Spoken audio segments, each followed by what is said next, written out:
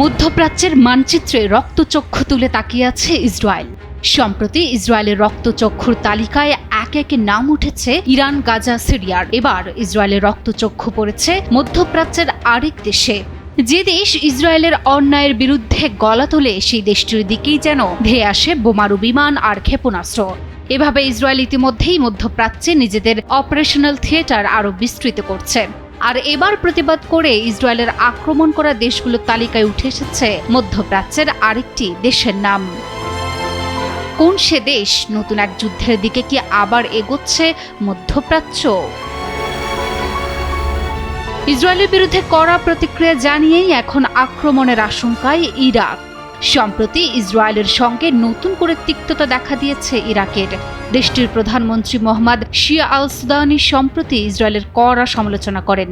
তিনি জানান, ইরানে হামলা চালাতে অনুমতি ছাড়া তাদের আকাশ সীমা ব্যবহার করেছে ইসরায়েল। এজন্য ইসরায়েলের বিরুদ্ধে জাতিসংঘে নালিশও দেয় ইরাক। আর তাতেই যেন ক্ষেপে উঠেছে তেল আবিব। বিস্ময়ের কিছু নেই, কারণ ইসরায়েল বরাবরই তাদের জাতীয় নিরাপত্তার প্রশ্নে আগ্রাসী অবস্থান নেয়। আর তাই তো ইরাকেও হামলা চালাতে পারে ইসরায়েল, এমন আশঙ্কার কথা জানিয়েছেন ইরানের কুদস ফোর্সের কমান্ডার ব্রিগেডিয়ার জেনারেল ইসমাইল কানি। কয়েক ঘন্টার জন্য ইরাক সফরে গিয়ে তিনি ইরাকের শীর্ষ কর্মকর্তা, রাজনৈতিক নেতা ও তেহরানের ঘনিষ্ঠ সশস্ত্র কমান্ডারদের সঙ্গে সাক্ষাৎ করেন।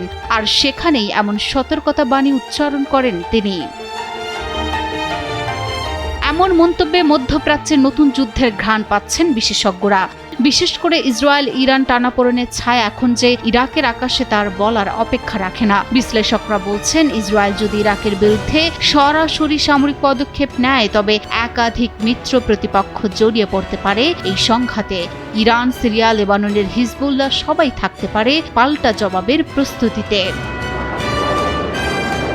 দীর্ঘদিন ধরে একের পর এক প্রতিবেশী দেশের সঙ্গে সংঘাতে জড়িয়ে আছে ইসরায়েল। লেবানন থেকে সিরিয়া, গাজা থেকে ইরান, কেউই বাঁচেনি এই সংঘর্ষের তাণ্ডব থেকে। কিন্তু এবার যুদ্ধের শিলালিপিতে যোগ হতে যাচ্ছে ইরাকের নাম। বিশ্লেষকরা বলছেন, যদি ইসরায়েল ইরাকে হামলা চালায়, তাহলে সেটি হবে মধ্যপ্রাচ্যের শান্তির জন্য এক নতুন সংকটের সূচনা।